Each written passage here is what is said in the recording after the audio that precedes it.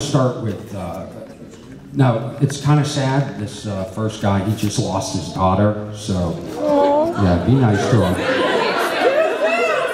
It's not too soon, I just don't want you to ask some insensitive questions. Like yesterday, it was, oh, Charlie, Max this, Max that. Be sensitive, he's his own person.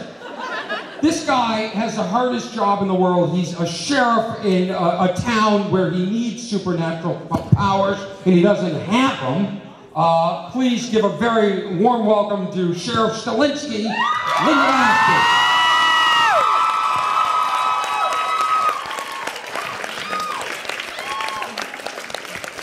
We're going to pretend like we didn't just eat breakfast together a few minutes ago at the hotel. Let's... you know, it could go either way. And you didn't lose your daughter. I'm sorry I said that. No, my dad. I'm sorry about that, too. Yeah, a few years ago. This guy lost his daughter. J.R. Bourne, everybody. Big hand for J.R. Look at him. God, he's even cuter in real life. He really is.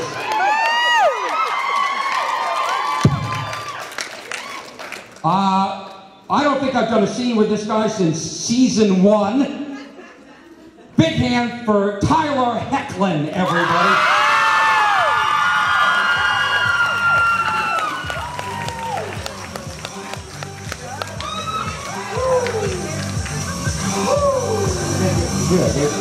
It wasn't me. I said I'd put me as far away from these guys as possible. So why are we all so far away? Come on, man. We're all friends. Look at, they ran out of chairs. I'm Art Deco. You guys can ask questions. Do we have microphones today, or do they just come up and yell in our face? We usually have people call out the questions, but we can bring out a microphone. I think we're close enough we can hear. I think we all know how we... In the middle. No, you're new to this. Sheep asks the first question of every panel. That is not a cow. That is a sheep. Sheep goat. Okay. I'm so proud of you, first off, that you've learned what I am.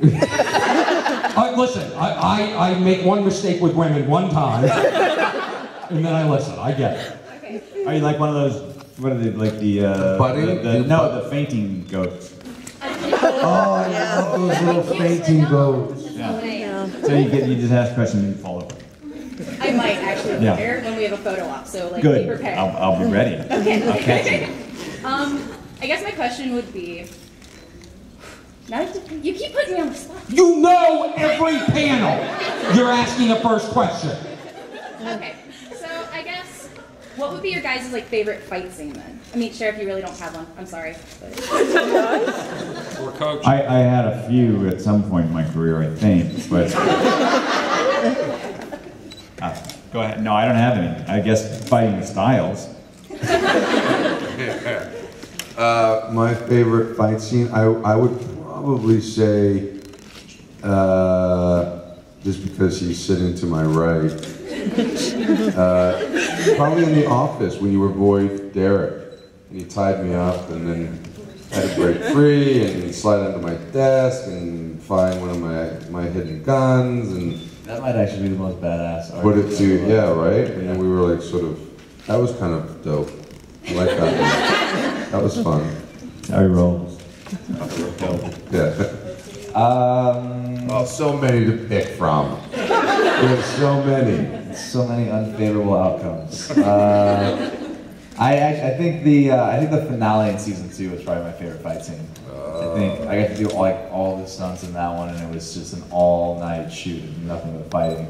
That was the Mountain Ash one. That was and that's where with the camera doing like the backflip. That was a and stuff. fun one, actually. We were all there. For that.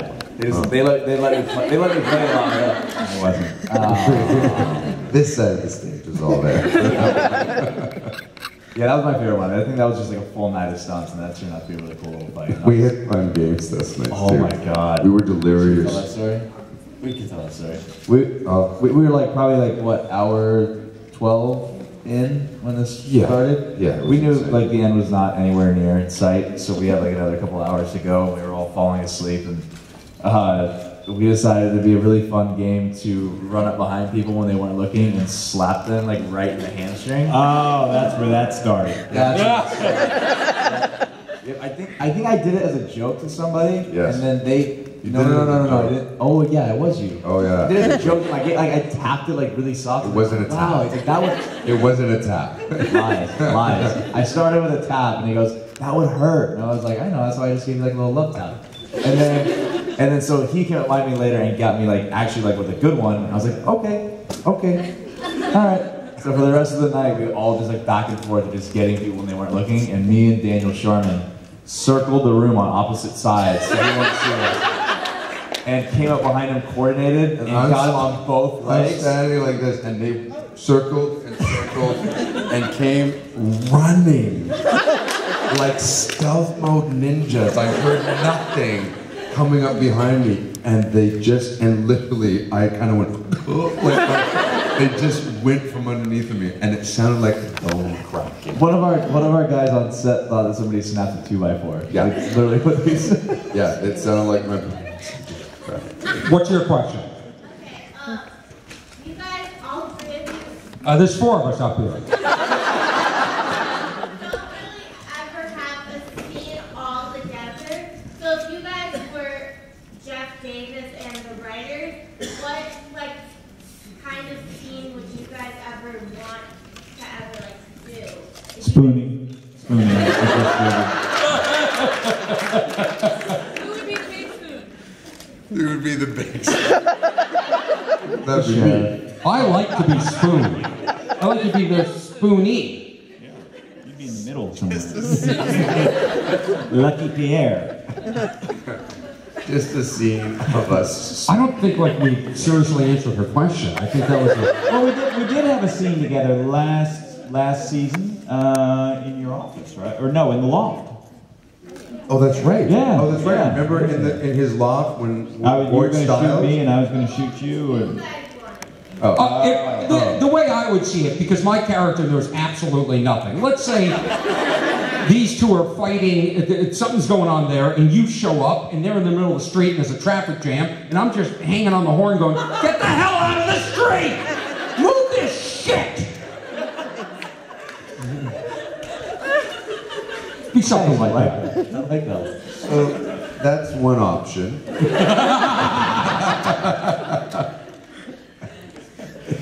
She does not like this Pretty spooning. good. Yes. I was just wondering if you were to go back and reprise any role before Teen Wolf, what role would you want to go back and play again? Oh wow, good question. Like any role that you've done personally, or that like just any role? Any role that you've done. Oh. I've done nothing before this. I would definitely go and I did a movie called Wyatt Earp a long time ago, and it was my first really big movie, and I played Morgan Earp, and I was so intimidated the whole time, and I was just scared of messing up, and I would totally go back and do that and just enjoy the process a little bit more, and tell Costner to shut up every now and then. Gosh, there's a couple of roles that I think I would enjoy going back and delving a little deeper into. I always say there is more that I would like to have explored with Martouf and on Stargate. Martouf and Lantai.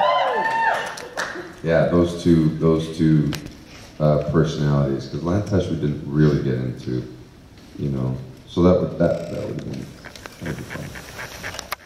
I'd probably have to go kind of like with Lyndon's route. I'd probably go back and do, we shot a film here when I was 13 in Chicago. It's called Road to Perdition. Cool. Yeah, I think I would love to go back and do that. I've always said that I was so young when it happened, I didn't really get it. So I was kind of like the opposite thing. I was like so ignorant to what was happening. I was just like, oh hey, Paul Newman, I'm playing your grandson. Nice to meet you. And my mom's in the corner freaking out. So that was kind of funny. But yeah, I think I would love to go back and do that again. It was just such like a master class of acting, really, to be on set every day and watch those guys. So I'd love to go back and kind of actually absorb all of that now, like as an adult. Yep. What's your question? Would you, for like a musical episode, what would you do? Like, would you like to sing or dance or do both? Both. Wow, what about your ankle? It's okay. I have an ankle problem too now. I know. I could like just do circles dancing. In the sheriff's office? Yes. Why not? So much. Why not? I feel like Derek would ruin the musical episode. No. Oh, you would come in and like smash the piano. It was funny. Yeah, but You guys saw the scene with the party in his loft. He wasn't happy about it. He doesn't like music. Does he yeah, dance? but I think He'd have Derek- that solo Derek in the only spotlight dances by in the dark, and it'd be, But and is it it- would. It'd be like where he's like, you know, no one understands me. And it'd be like this, you know, with the little spotlight and all dark around him. And I'm kind of hearing like lonely. that's it. I feel like flashback Derek could nail it. That little kid. He could have done it. Yeah. Yeah, okay, yeah, little Yeah. Derek. Little Derek. Little Derek. We'll let Ian take that. No, Derek can dance. Derek's got some moves. Oh, yeah. Derek Derek's got can no do the moves. Dougie. You got no moves. He might be singing those sad And the songs. Macarena. Who might be knew? singing- Who's seen that? He might be Who's that singing those single sad lady? songs, but he'll be doing. Do it. He'd Holland be- said you could do it. He can totally. Holland said I would do it? This is why I hate Holland. By the way, Holland last night knows every single line dance. It just jumps in and does it. Without humility. It was crazy. It was like she was on a cruise or something. She just knows it all. And I'm like, Jesus, Holland, he knows. Many hidden talents that one. Stolinsky, what's your question? I asked Daniel Sharman a couple weeks ago at Icon, JR, and you actually called during that panel, and he kind of asked you, but I thought I'd ask you here as well. How and why? That's so weird. I was gonna bring my phone to call him, and I left it in the green room. I can't believe you're the one. I can't believe you're the one. Call him. Yeah? What? Sorry. How and why you, Chris Argent, took an underage boy to France? In your words. Why did I take him there? How and why an underage boy? Are we talking about Jackson? No? No, the other underage boy. Jackson's already over there. How did I take him Should I there? call him and ask him? Well, what did he say? I mean, I just got him on. I mean, I just put him on a plane. It's not that hard. We had to go get rid of the Nicotson name. We had to. And then while we were there, we just hung out. Adelaide was talking about some nice fanfic about that, apparently. Adelaide was? Yeah. Yeah. We had to go there. How else were we going to get there? The voicemail box of 381. Daniel, Daniel, sorry! I like when everybody yells, like they get nervous, or like, you've reached the voicemail box of Daniel Sorry! Did I do it right? Pow! Like nobody sounds normal when they do that. Daniel, you're on your panel. We want to know how you went to France as an underage boy and what happened there.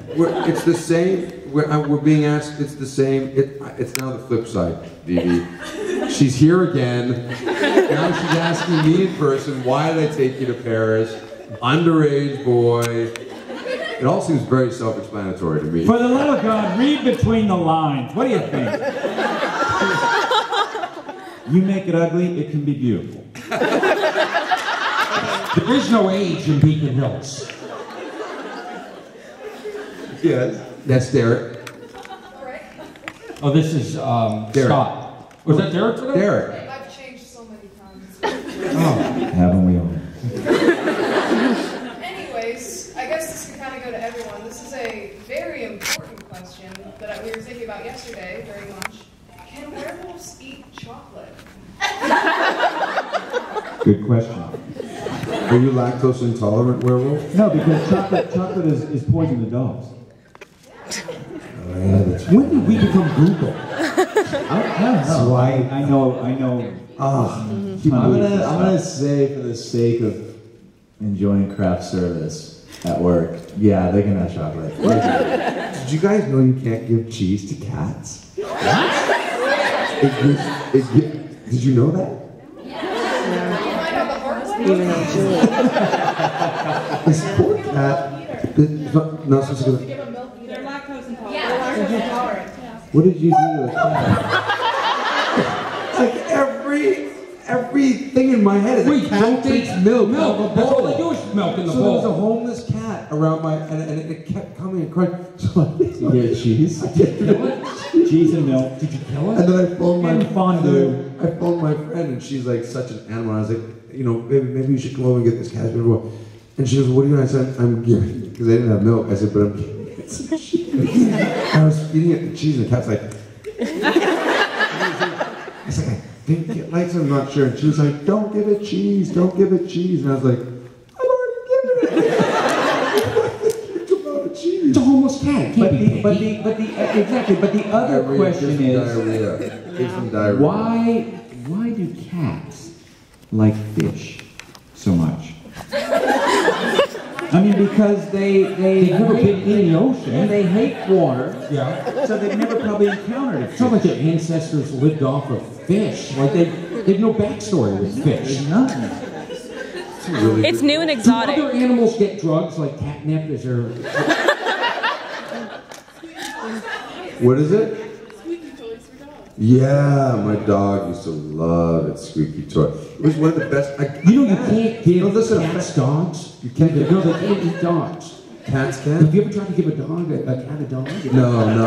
Hairballs. Yeah. I had a fan from Stardate give me the best stuffed toy ever for my dog. And because I had told a story about how my dog would always destroy every teddy bear. And then I showed up at some convention, and a fan gave me this teddy bear, and in the back was a Velcro, and then the squeezy toy goes inside the Velcro bit of the dog, of the stuffed teddy bear. And she was like, this is indestructible, and your dog will. He had that thing for like 7 years, never destroyed it. It was like catnip to him because he figured out he would get the Velcro, would get the thing out. So it was just like this amazing, I mean, it was the most incredible dog toy ever made. What was the name of it? I don't remember. So that's the point of the story. It is. There's a really beautiful ending to this story, I swear to God. It's not going to sound like it with this next thing that's going to come out of my mouth. Is this like the Egyptian thing where they're buried together? Scooby died. Yeah. He did die at the age of 11. But I had him cremated and I put him inside the teddy bear. So his bones sit inside of his favorite teddy bear. I feel like half the people here think it's sweet and half the people are really grossed out. Orny's like, This is as bizarre as when I met JR on the plane flying to Atlanta for the pilot. And, I don't remember this. You do remember this. You weren't in the pilot. We were on one of those really nice planes. Yeah, the new one. He wasn't in the pilot. Yes. No, he was later. Oh. We did the reshoots of the first episode. Oh, okay. Yeah. Okay, I can't remember exactly. But I mean, wait a minute. We were on the flow with the story. And so we met, somehow we figured out we were both part of Teen Wolf, maybe because I was holding up a script so everyone knew that I worked. And so JR said, what do you I'm not an actor, I'm a working. Okay, yeah. So I said to him, he said, what are you, I'm a comedian? And he said, I want to see your stuff. And so I had one of my DVDs by chance. Oh, and so it was an HBO special. Or yeah, Comedy Central special. And you were dying. You were like. I was. Yeah. I put it into my laptop and I watched it on the plane. Right. With headphones, and I was laughing quite loud. Yes. You said, but you've got to watch my movie. I did? Yes. And so you gave me a DVD, and I pop it in, and I'm on the plane. In the first what movie did I have? Oh, I'm going to tell you. The first 10 minutes is you walking around with your butt hanging out. You're naked in this movie, and I'm on the plane, and I'm like going like this, looking at this porn of your ass. You're laughing, having a great time, and I'm trying not to get an erection, watching this. I mean, it was a great act. I don't know why we don't put that ass in Teen Wolf. It's a great act. But I thought it was so weird. Like, here I am in public. What movie was that? I think it's called JR's Ass, right? I think it's incredibly weird that you both had DVDs. It's weird. Oh, that is probably not one of my favorite stories or anything you've ever told. No, I have our favorite story. But go ahead. Yeah, can't tell that one. Yes, in the egg story? Which one? We went out for the rap party, after the rap party. This is my favorite. We're all old enough to drink, and we had that night. And we went to the rap party, and afterwards, we all went to a diner to eat. And me and the executive from MTV, the guy who's in charge of overseeing the show and casting, we both ordered the same thing. 2 eggs, 2 pieces of bread, 2 pieces of potatoes, and bacon, whatever it was. It's like 4 o'clock in the morning. And this is so me. And I'm sitting here, JR is right here, and the executive from MTV in a booth, right? And the waiter drops it off, and I look at my plate, and I've got like a half an egg, and the executive has about 5 eggs. So they made the eggs together, but the guy didn't put them on the plate properly, and I don't have enough eggs. And so I look at JR and I go, I think he got all my eggs. And without even looking or making a face, JR takes his fork and starts shoveling eggs off of Justin's plate, right onto my plate. And he didn't make a face, you didn't make a face, I didn't make a face, and we all just sat there like a scene from Sopranos and just ate our breakfast. I love that. Yeah. What movie was it with your ass hanging out like that? So the kids can see it. You were young, you had worked out hard, you were excited about it, like when they gave Ian a shirtless scene and he made it his life's work to look good for that one scene. He couldn't even speak, he had no energy. It was like, Ian, it's not that important. They showed it at the cast party, he was so proud of himself. And it cut away and it went to commercial. I go, was that worth starving yourself for? What movie was that? Come on. It was a Canadian film. Come on. No, it wasn't. It would. Yeah, it would have been Chronic Town, which was American. We shot it here, but I don't have a copy of it. I don't. Oh, so how did I find it? That's what I'm wondering. Bullshit. I came back from the bathroom and my computer was playing on loop your ass getting out of bed. Oh my God. I mean, you absolutely had a copy of it. You probably still do. Okay. So listen, here it is. Oh my gosh. That's an amazing story. You had a question. Go ahead. Hi. Hi. I was just wondering, I know that Lyndon and JR, you guys have done sci-fi and fantasy before, and I want to know, did you guys ever attend Comic-Cons for those things, and how does that compare to like going to the Comic-Cons for teens? Sorry, Tyler. Okay. It's funny, whenever Comic-Con came around and started, I was always unavailable to go. And so this will be my first Comic-Con that I'm going to this, coming up in July for Teen Wolf. So I've never been for any of my other stuff. It was just always, I wasn't able to go. And so I'm really excited about it. I really am, because all I've ever heard was absolute chaos. Yeah, I did it for Mortal Kombat way back when. And no one, I didn't have any idea really what it was. That was before the internet, that was before... It was, I swear. It was before the internet, or at least I knew about the internet. I mean, cell phones were a big deal back then. That's true. And it was insane. It was like this room of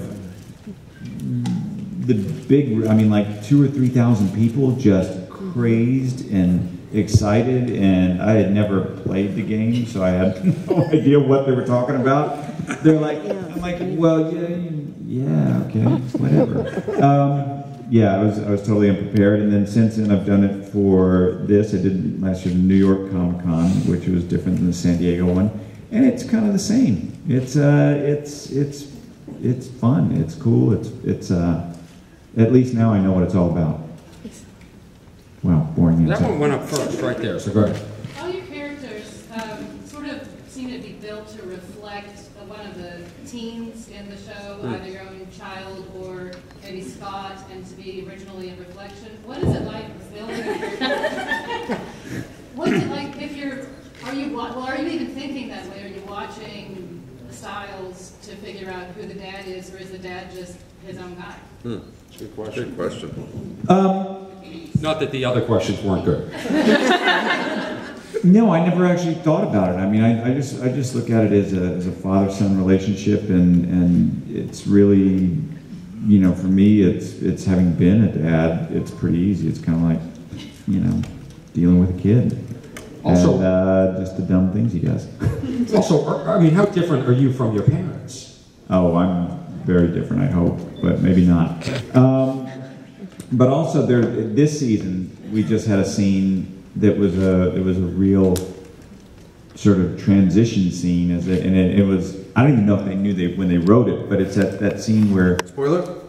No, not really. Where you, as a parent, you realize that you no longer can control your kid. They're going to do what they're going to do, and it's that moment you got to let them go and hope they make the right decisions. And so yeah, it was that. It was. Letting you go to Mexico?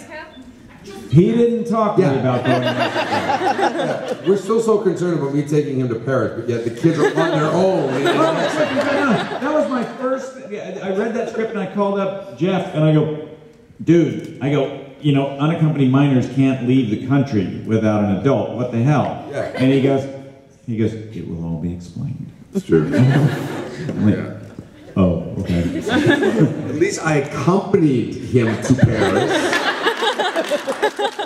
At least I accompanied him to Paris. And once we got there, it was like a whole other story. What's your question, Matt? Not a snail. One more question. Go ahead. I was wondering if Derek, Argent, Sheriff, and the coach were in a cage fight, who you think would win? Derek, coach. Not Derek. What in Derek's history makes you think he would win a fight? Why? I know that joke is being told so many times, but it just always applies. It's never, there's no way. Yeah, you don't win fights. Not you, because you can't hit a skill target. I can't. I've always said coach's superpower is that he just doesn't care. So he would just, you know. I think it'd be Stilinski or coach. I think it'd be Stilinski. So Stilinski can actually hit a target with his gun. I've hit You're out. You're out. Yes, I have. I've dodged so many of yours, it's not even... Yeah, and that coach, I don't really want to shoot you. But wait, back to your question about the thing really quickly. I do think that there were moments for Arjun and Allison, absolutely, and him seeing, where are you that asked that question? I'm sort of just, yes, but I think that he saw moments in her that scared him as a parent, but more so when she was leaning towards his father and his sister's influence. But then I also, there have been moments where Arjun has absolutely, especially in the end of last season, I was going to say, really started to relate to Derek. And I wish that there were more opportunities that had been written for them to sort of explore that, that if Arjun is going to sort of allow this alliance to kind of start to happen, not even so much an alliance, but just an acceptance, then to actually explore the commonality between them as well, what's happening in their lives and our lives. Do you know what I mean? I was going to say, the first thing I thought when you said reflection on another character, I thought Derek and Arjun at the end of last season. Because I feel like that was like something that he now understood what it was like to lose your whole family, and I was trying to, explain to him like what it's like to feel that anger and how to use it and all that kind of stuff. So like I said, I wish we probably explored that more. I think it is interesting because it's a show where almost every character on it has experienced pretty profound loss. And it's how they deal with that, how you go on, how you persevere and make your way through life. It's tough. Yeah. Let's sum up what we've learned today. Werewolves can eat chocolate because Derek wants to eat it off of the craft service table. Do not give cats cheese, ever. And Daniel Sherman will not pick up Lyndon Ashby's calls when he sees the name on caller ID. You guys are fantastic. Give these guys an amazing round of applause. You're going to see them all day. Nothing but love. Thanks, Jordan. Thank you. Thanks, Ronnie. Lyndon, Tyler, and JR. Check out JR's ass. It's fantastic on that video.